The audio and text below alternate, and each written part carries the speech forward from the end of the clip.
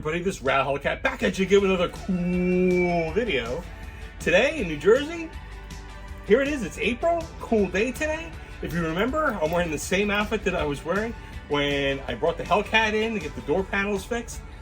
Video's coming up on that. I'll probably release this video first, but stay tuned for that. But without further ado, I got a new vehicle. Yes, I got a new vehicle. No, this is not a new vehicle. This is actually a demo that I got when I took my Hellcat in for service. I had the door panels. I'm getting a new batteries for the key fobs, and I'm also getting an oil change. So while the car is at the shop, I am now had the opportunity to get one of these as a demo, and it's a 2021 Jeep Grand Cherokee. Yes, Jeep Grand Cherokee 2021. This is the last year for the WK2. So no better way to see what this vehicle represents, plus the fact that how it compares to my Trackhawk. So I'm always looking for cars that are very similar to mine, and this one I can give you some contrast and comparison, because you figure my Trackhawk is top of the line, top of the MOOC. This is your base WK2 Jeep Grand Cherokee. So without further ado, we'll get started. I'm just going to do a quick walk around, give you some beauty shots of the outside. We'll do a quick review on the interior, another quick review of some of the features on the outside, under the hood, the engine, and then we'll take it for a drive and give you some of my final thoughts as far as driving impressions go. So without further ado, let's get started, and we're off. Okay, so this is the 2021 Jeep Grand Cherokee Laredo 4x4. It looks pretty good. It's in the same diamond black exterior paint as what the back of it looks like. It's got a tow hitch and a single exhaust outlet. Taillights are very similar to mine, except it's got the chrome bezel around the outside of the reverse taillight. The reverse light versus what I have is piano black. It's got the spoiler. I'm very impressed. It's got a spoiler that's very similar to the Trackhawk, and a rear wiper. So that's cool. It sits a little bit higher up than the Trackhawk, because the Trackhawk does have lowering springs, not aftermarket of course, but it's lowering springs from the factory. But it's got a silver wheel, and it's got smaller tires. These are 265/60 18-inch wheels versus the 295 45/20s on my Trackhawk. If you look at the side here, the door handles are the same, except for the chrome trim. It's the same as the Trackhawk. Does not have the turn signal on the mirror, but at least the mirror is body color. And you have the Grand Cherokee on the bottom. Of course, mine would have the same Grand Cherokee on the side like the Laredo, except mine says supercharged representing of the Trackhawk. So again, 18-inch wheel up front. It's brand spanking new. Looks like it was actually registered in January, so there's that. Got the front end here, very nice. The only thing I noticed that it has the adaptive cruise ball in the front, but when I looked inside when I was driving it to my house from the dealership, I didn't see any adaptive cruise options. So I'm gonna have to look at the window sticker to see exactly why that is. So look around the side here. Again, it's your basic package on the Grand Cherokee, but I love the fact you can see right here, it's got the, even though it's a little bit dirty, you can still see the fleck of the diamond black crystal black paint.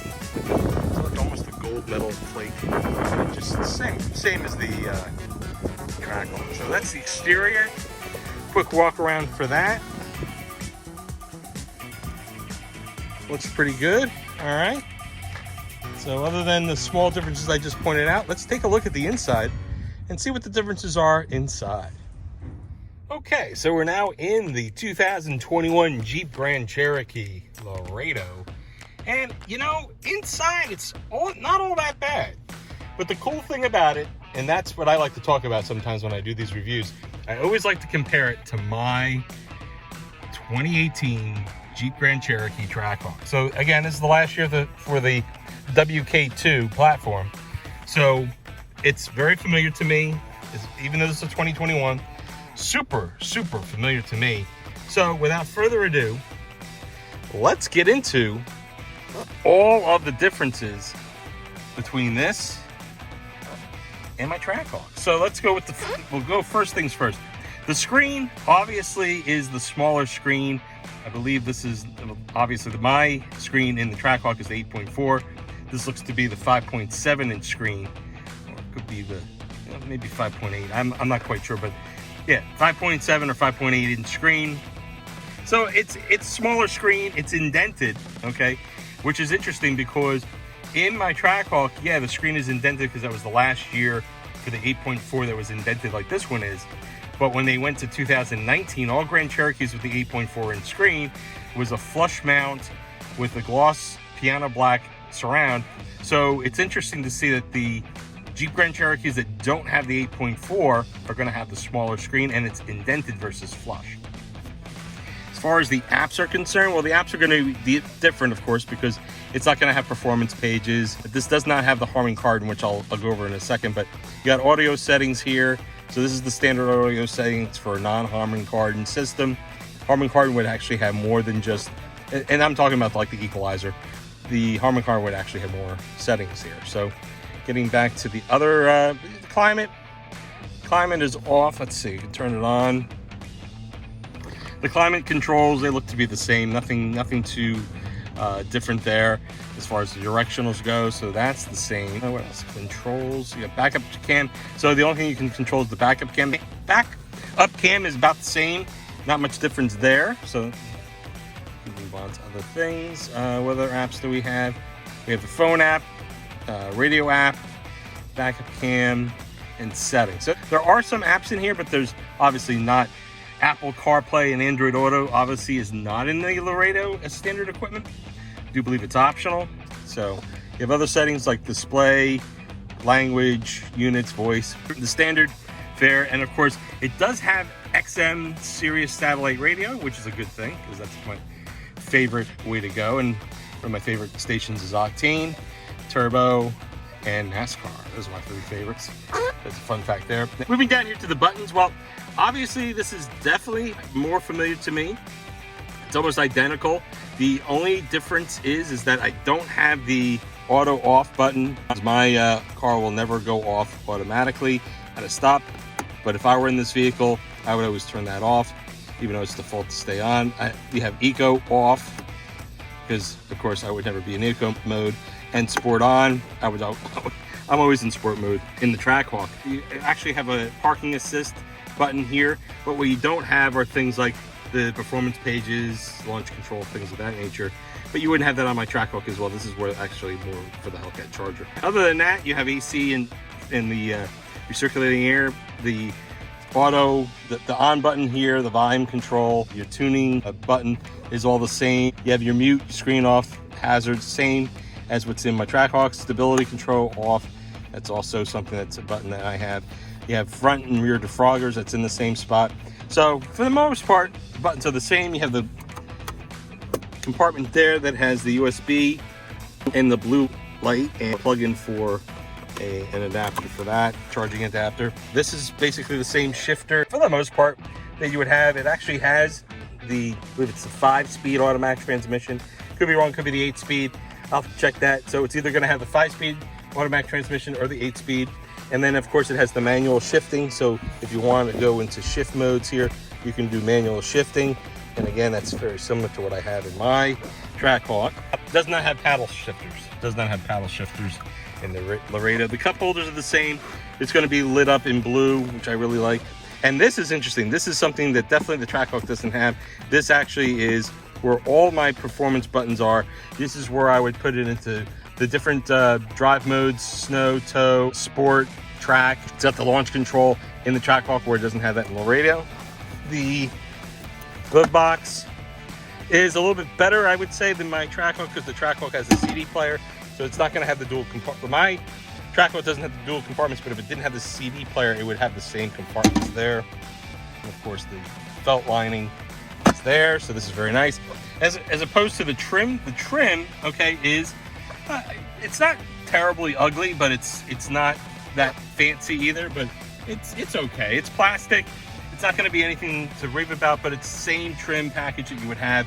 And in my case, the Trackhawk has the carbon fiber, and of course, if you had the Summit, you'd have wood here. But it's not that bad. It's like a simulated wood plastic, and it actually doesn't feel all that bad. It actually feels pretty solid. It doesn't feel like plastic. This is more like the alligator skin dash. Don't have the leather wrap dash like in the Trackhawk, so We don't have that. We have the alligator skin on the top of the doors. Let me go closer on this side here. Alligator skin on the top of the doors. Don't really like that, but that's what this has. It's a Laredo. It doesn't have the Harman card, and you can tell by that here. You get your manual brake over here, which is similar to what I have in the Trackhawk. And then, of course, you have your automatic headlights, and same thing that you would have in the Trackhawk, nothing different there. The vents are the same as well. Nothing too fancy there, so not many differences there. I would say the biggest difference for me so far is the size of the screen. That's the only thing that's a big difference. And here's a fun fact. If you notice when we did the outside had what appeared to be adaptive cruise control in the center of the front bumper, but I've not seen the buttons for it. So yet it has that adapter. Maybe it's a lane departure warning or something of that nature, but maybe it has a lane departure, the lane departure warning, or you have your parking sensor, like where you have your car that's on the side of you, lets you know that you have a car next to you in the lane. Maybe it's for that, but it does not have the adaptive cruise, which is very interesting. So other than that, you have cloth seats, not leatherette. These are definitely cloth, but nothing. I mean, I like the style, like the bolstering sits really nicely. So for the most part, that looks cool. This is just your basic mirror, so it doesn't have anything that would be cool, like your garage door opener or anything like that. It's just a basic mirror, no controls on that. This is just your lights. There's nothing here. There's no extra buttons, and I'm used to having all the buttons for the sunroof, so this does not have a sunroof. That's why the buttons do not appear. Get your lights here for reading lights, map lights, whatever you want to call them. That's the only thing you have there, and you do have a sunglass holder here. Glove box is the same. Nothing too crazy here. Same as what's in the Trackhawk. Let's go in the back seat real quick. I think that's all I had for this section of the vehicle as far as the front seat. So let's look at the back seat and see what we see. Okay, now we're in the back seat. Again, nothing too crazy, nothing too fancy. It is still the cloth seats back here. You got your climate control back here. You don't have heated seats. So no heated seats in the back. All you have is some climate. You don't have anything as far as no plugs. Okay, so you don't have the plug back here. No USB, no charging back here. That's interesting. I would think that would have been a standard thing, but I'm not seeing it. The doors are the same, nothing too crazy there. Armrest, does it have an armrest? Let's see. Armrest comes down. Yes, you got armrest with cup holders, very nice. I can't think of anything else. Like, obviously it's a no sunroof car, no panoramic sunroof, no regular sunroof. I really missed that if I would have this car. It's not a felt lining. It's like your standard roof lining, nothing too crazy there. Does not have the suede headliner like in my Trackhawk, but again, my Trackhawk had that package, so $5,000 package. So let's take a look at what else we have in the back, and then we can wrap up and do a quick test drive to conclude this review. Okay, so let's take a look at the back. The one thing you'll notice is when I open it, it does not have the automatic door opener like in the Trackhawk, so there's no way to open it from the inside. It does not have a power lift, so it's a manual lift and it's manual down, because normally you would have the button right here if it were going to go down automatically. You have the 60/40 rear seats, so it can split 60/40 to fold them down depending on what your cargo desires are. You have your standard carpeted back, not too different than the Trackhawk, which is good. No differences there. Okay, so as I was saying before, the back here is very, very similar to the Trackhawk, with a couple of exceptions. So you basically have the 60/40 split seat, like I just said before. You have the felt lining, carpet. You have the carpeted lined deck, which I would cover with a WeatherTech.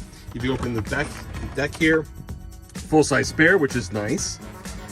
You don't always see that. I have a cubby here, which the Trackhawk has. You don't have the power tailgate. But this is a big boy right here. This is a big storage compartment. This is where the Harman card and subwoofer would go, if it had it. The other thing I thought was pretty interesting was it's got a tow package.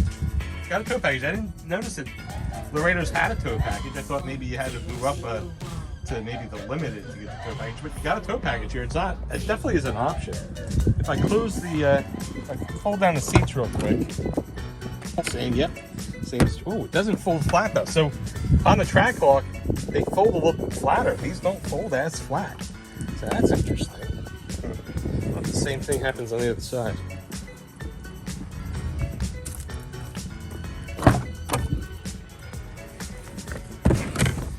They don't fold flat. All right, so that's an interesting fun fact. At least the Trackhawk folds more flat. But it's still the manual seats, which isn't that bad. Come on, it's doable. You don't need power seats.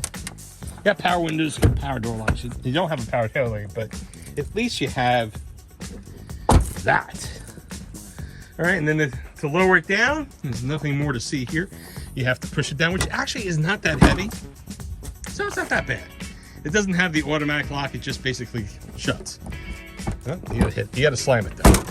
You gotta slam it because it wasn't all the way closed. All right, so single tailpipe pack here, not dual exhaust.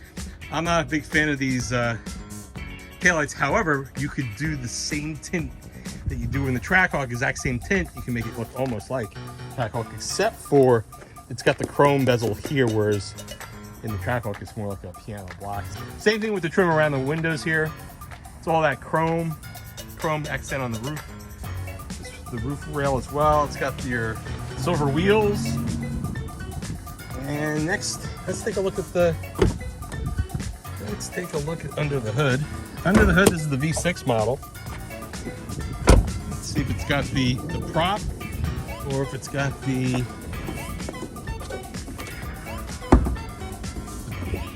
hydraulic. Oh, no, it's got the hydraulic, so it does not have a prop, which is good. I like that. It's the V6, nothing too fancy. I drove it here. I didn't give a driving impression, but I will when I drive it back to the dealership. It's kind of dirty under here. You would think it's got a sealed hood there, and yet, even though it's sealed, you still got a lot of splits over here. It's less splits than when I have in the Trackhawk, and I have an open front hood. Because I can do that because I have the bin. So I look at the window sticker in a moment, and I'll put that in the description. So this is definitely a cool vehicle. So I can't think of anything else other than the next step, which is we'll take this for a ride. So without further ado, the last but not least, we're gonna go for a nice little drive, and then after that, I'll be back with you with some final thoughts. So let's get into the Jeep Grand Cherokee Laredo 2021, do some driving, and then you'll have my final thoughts. Okay, so now we're in the 2021 Jeep Grand Cherokee Laredo. And so far, the ride has not been that bad. Like I said, I had already had a brief driving impression of this vehicle when I drove it home.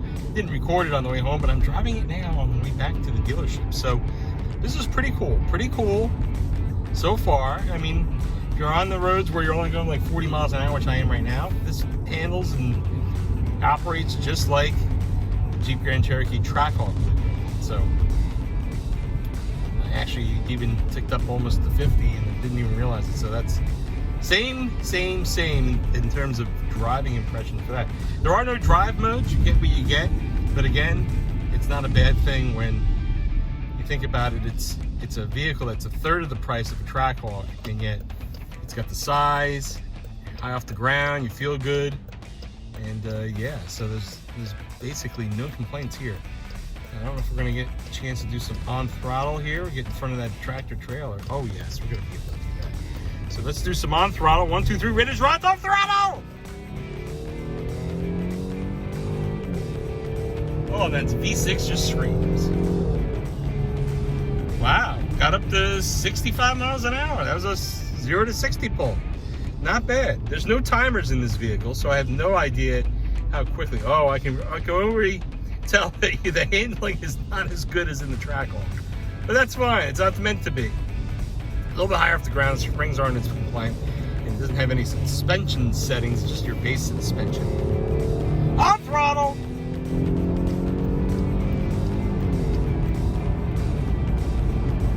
Oh yeah, this is not bad. Smooth ride.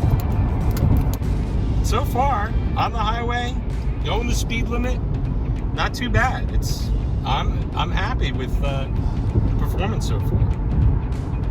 Not too bad. I'm very happy with this.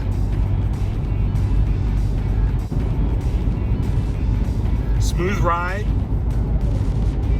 Doesn't rattle, no squeaks, no rattles, but again, it's brand new. It's only got 2,485 miles on it. 2,485 miles. Let's take a look. 2,485 miles. So it's a brand new vehicle.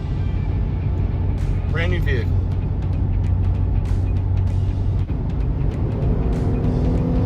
And it's like I get up and go when you need it to. Of course, it's not going to even come close to beating my track car, but again, as I said before, the V6, it's not a slouch. It's just, I mean, not for everyone, because I'm a V8 guy, but I'm telling you, the Pentastar V6 in this it's pretty decent for this vehicle. I wonder how it's going to be like in the Grand Cherokee L, because that's going to be a heavier vehicle, but right now, we're just worried about what's it like in the WK2. Again, this is the final year for it, but there are still many out there that you can purchase in all trim levels. They did make the 2021 Trackhawk, if you remember me saying that. So that's still an option for you. If you wanted an all-wheel drive version of the 6.2 liter supercharged V8 707 horsepower, and you couldn't get the 710 horsepower Hellcat Durango or Durango Hellcat, which is now sold out, you can still get the Jeep Grand Cherokee Trackhawk, which is not only not sold out, but I believe the order banks are still available and still available for you to order. So there's that. As we're driving down here, as you can see, we're about to pass my favorite place in the world. I wonder what it would be like to do like some type of mid-muffler delete on this thing. Or, well, there's Midas. There's Midas. Hey, Midas, what's going on, buddies? So might be bringing it back there very soon for another mod. Won't tell you what that is just yet, but stay tuned. We'll tell you what that is. But for this, they don't really make too many aftermarket exhaust options, but if you did a mid-muffler delete, I wonder how that would sound. We need to get over here. Gotta get over. It's still very compliant. Need to make a turn. Brakes are very good. In fact, that was the one thing I noticed in this. The brakes on the V6 model is pretty decent. I was disappointed with the brakes on the 5.7 liter Jeep Grand Cherokee high altitude that I had, the 2019 one. The brakes were awful, and you had all that extra power, and you had the heaviness with the V8 in it, and the brakes were not upgraded. As I think the same brakes that are in the Laredo were in the high altitude. Terrible brakes. But on this, it's great. Very nice. Very nice. Again, the handling is not what I'm used to. But again, it's not a Trackhawk, and it's not a track vehicle. It's a SUV that still is pretty solid, pretty peppy, good brakes, and good interior space. Doesn't have all the bells and whistles, but that's the nice thing about it. With a Grand Cherokee, you can get the base Laredo and still not feel like you have the base model of any particular vehicle. It still has a lot of good standard features. However, the Laredo is still the base trim level, and you can upgrade. You can go with the Limited. You can go with Limited X. You can go with, I think there's a Laredo X, there's a Laredo, or there's an 80th anniversary version of it. 1, 2, 3, ready to ride. It's on throttle! You can go overland. You can go high altitude. Watch this car coming in front of me. The last minute cut in front of me. Brakes are very good. On throttle again. We have the Summit, we have the SRT, and we have, of course, still a 2021 Trackhawk. Let's pull into the Alfa Romeo right here. And we'll check out the Alfa Romeos, as it's like a double feature. You get the review of the Jeep Grand Cherokee Laredo, and then you get to see all the cool Alfa Romeos. Next, we have all the Fords. And then last but not least, we're back to the Fullerton Chrysler Dodge Jeep Ram Bridgewater. Very cool dealership. They've taken care of me. And now this test drive is now over. I'm going to be dropping off the car, getting back into the Hellcat. So again, hope you enjoyed the drive. Without further ado, I'm going to get out of the car, get my Hellcat, but I'll still be back with you. Even though I'm at the dealership right now, I'll be back in the driveway with final thoughts in like less than 5 seconds. So I hope you enjoyed the ride. Great vehicle, 2021 Jeep Grand Cherokee Laredo. And now, without further ado, my final thoughts. Okay, final thoughts time. Yes, the 2021 Jeep Grand Cherokee Laredo. It's not a track walk, not meant to be. The list price on this, I'm gonna have to look that up, but the list price is probably gonna be in the $35,000 to $40,000 range. Base model, it's got a few options. It's not fully loaded. It's probably the only thing I see here is maybe the trailer tow hitch is definitely an option and full-size spare, but other than that, it's your base model Grand Cherokee, which is fine. Those that don't need the V8 power, like a 5.7 or the 6.4 for the SRT, or even the supercharged Hemi that's in my track off, you don't need that stuff, and the V6 is fine. This actually has a little bit of get up and go. I tell you, the driving impressions, I mean, it still rides really nice. I just think that it's probably a little underpowered, but that's just me. I'm used to having a high horsepower vehicle.